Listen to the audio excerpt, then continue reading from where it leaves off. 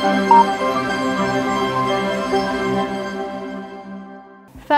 Atavatan TV YouTube kanalının mehriban tomoşaçylary. Atavatan TV'de faylanan habarlar. Habarymyzyň 2023-nji ýylyň 29-njy dekabryna gysanyndy. Xitoyň bilim ministriniň orunbasarynyň Aşgabatda tapary. Russiýa Türkmenistan bilen maýa goýum hyzmatdaşlygyny ösürýär. Gazprom Özbegistan, Gazagystan we Kyrgyzstan bilen 15 ýyllyk şertnama baglaşar. Ronaldonyň maksady 250 duşlukda oynamak ýaly habarlary size ýetirýär. Mehriban tamaşaçylarymyz, gelingini bolsa habarlarymyz bilen has geňişleýin tanyşyp bolaly. Xitoyň bilim ministriniň orunbasarynyň Aşgabatda tapary. Türkmenistanyň daşary işler ministriniň orunbasary Mehri Bäşimowanyň Aşgabatda iş sapary bilen gelen Xitoy Halk Respublikasynyň bilim ministriniň orunbasary Sun Yao bilen duşşugy geçirildi.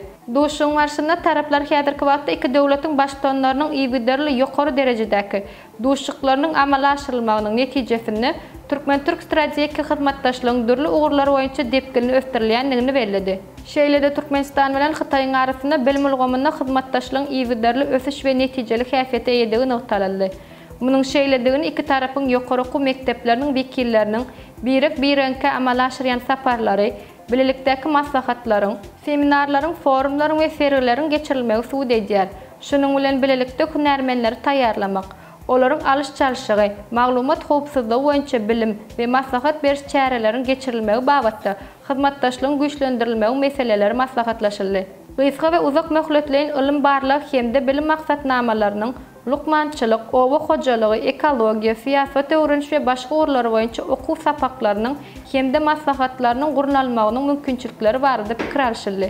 Söhbetdeşler Xitoy Halk Respublikasynyň bilim ministriniň orunbasarynyň ýol başçylygyna wekiliýetiň ýurdumyzda amala aşyran şu gezekki sapary bilim ulgamdaky hyzmatdaşlygyň mazmunyny baýlaşdyrmakda ähmiýetli waka öwrüljekdigini hemde Türkmenistan bilen Xitoyň ýokary okuw mekdepleriniň arasyndaky gatnaşyklary berkitmäge kuwatly itergi berjekdigi hakynda bellädiler. Russiýa Türkmenistan bilen maýa goýum hyzmatdaşlygyny ösürýär. Russiýa Federatsiýasy Türkmenistan bilen hyzmatdaşlygyny ösdürmäge gyzyklanma bildirip, bilelikdäki taslamalary durmuşa geçirmek, durly haritlar üpjün etmek, şeýle hem maýa goýum hyzmatdaşlygyny giňetmek babatda işleri geçirmäge taýýardygyny bellädi. Bu barada Russiýa Federatsiýasynyň ykdysady ösüş ministriniň orunbasary Dmitri Volgich ykdysady hyzmatdaşlyk boýunça Türkmen-Rus hökümetdary toparyň sowda we maýa goýumlary gollamak boýunça ýokary derejeli toparyň 9-njy mejlisinde eden çykyşynda belläp geçdi. Golaýda bu toparyň duşşugy Moskwa şäherine geçirildi we sowda ykdysady gatnaşyklary ösdürmek babatda pikir alşyldy. Russiýanyň ykdysady ösüş ministrliginiň maglumatyna görä 2023-nji ýylyň ýanwar-oktýabr aýlarynda sowda dolanşygy 8 götürüm artyp 535.000 tonna, eksport 5,5 götürüm, import 21 götürüm artdy. Türkmenistandan Russiýa Federatsiýasyna iýerilýän azyk we owa hojalyk önümleriniň miqdary 33 götürüm, himiýa fenagatynyň haritleri we kauçugyň eksporty 57 götürüm ýokarlandy. İki ýurduň arasynda 2024-2026-njy ýyllarda ykdysady hyzmatdaşlygyň maksatnamasynyň taslamasyna seredildi. Rus tarapynyň maglumatyna görä, häzirki wagtda Türkmenistanda Rus tarapynyň gatnaşmagyna 36 taslama bolup, onuň bahasy 255 milliard rubl. Möçberine deňdir.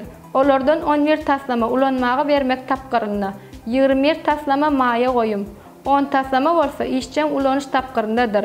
Şeýle hem goşmaça ýene-de umumy bahasy 62 milyon rubl möçberine dürli önümler üpjün etmek babatda 15 taslama taýýarlyk görülýär. Şeýle hem Rus kompaniýalary Türkmenistan bilen energetika defalaryny gurmak, döwrewaplaşdyrmak, kämilleşdirmek, gämi gurulşygy, dağ magdan fenagatynyň enjamlaryny we ýük taşama ukyply, teplavozlar üpjün etmek, Gyzlarbatdaky wagon awatlaş zawodyny döwrewaplaşdyrmak, demir ýol liniýalaryny elektrifikalaşdyrmak ýaly taslamalara gatnaşmak gyzyklanma bildirýär. 2024-nji ýylyň ýanwar aýynyň ahyrynda Aşgabatda ykdysady hyzmatdaşlyk boýunça Türkmen-Rus hökümetdary toparynyň nowatdaky mejlisini geçirmek meýilleşdirilýär. Gazprom Özbegistan, Gazagystan we Kyrgyzstan bilen 15 ýyllyk şertnama baglaşar.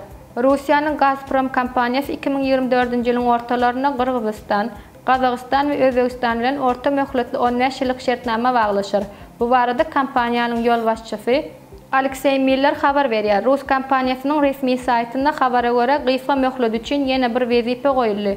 Ol hem 2025-nji ýylyň 1-nji noýabryna çenli has köp möçberde TV gaz iýerip başlamaly Miller bellädi. Onuň aýtmagyna görä, geljek ýylyň ortalaryna Peterburgda geçirilen Halkara Iqtisadi Forumda degişli şertnamalar baglaşylar.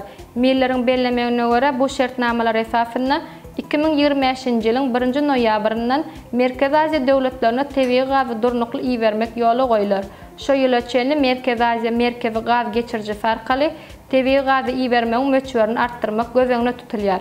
26 dekabrda Russiýanyň Sankt-Peterburg şäherine geçirilen garaşly döwletler arkalaşanyň resmi däl sammitinde Russiýanyň prezidenti Vladimir Putin, Gazagystanyň prezidenti Kasym-Jomart Tokayew we Özbegistanyň prezidenti Şavkat Mirzayew tebii gazylanmakdaky hyzmatdaşlygy ara alyp maslahatlaşdy.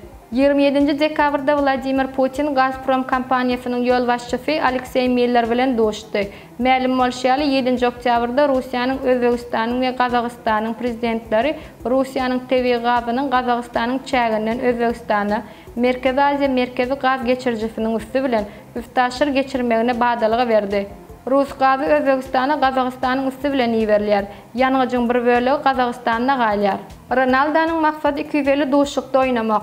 Portugaliýanyň milli ýygynynyň baş tälimçisi Roberto Martinez milli ýygynynyň kapitany Cristiano Ronaldo bilen geçiren gepleşikleri barada beýanat berdi. Häzirki wagtda Saudy Arabistanyň Al Nassr toparyna çykyş edýän Ronaldo Portugaliýanyň milli ýygynynyň dözüminde 20 ýyldan beri oynap 128 gol geçirdi. Tälimçi Robert Martinez Ronaldo'nun milli ýygynyda 200 duşlukda oynamagynyň uly üstünlik bolup durýanlygyny belläp, onun bilen geçiren gepleşigimiz milli ýygynyda 250-nji duşlugyny geçirmek maksat edilýänligini aýdanlygyny ma'lum etdi. Ronaldo 2023-nji ýyldan beri Portugaliýanyň milli ýygynynyň dözümine çykyş edip gelýär. Hormatly tamaşaçylarymyz, taýlanan habarlarda ýetirmek bilen habarlarymyz şulardan ibaret. Gepleşiklerimiziň ilki sanyna görüşýänçe hoş, sag bolun.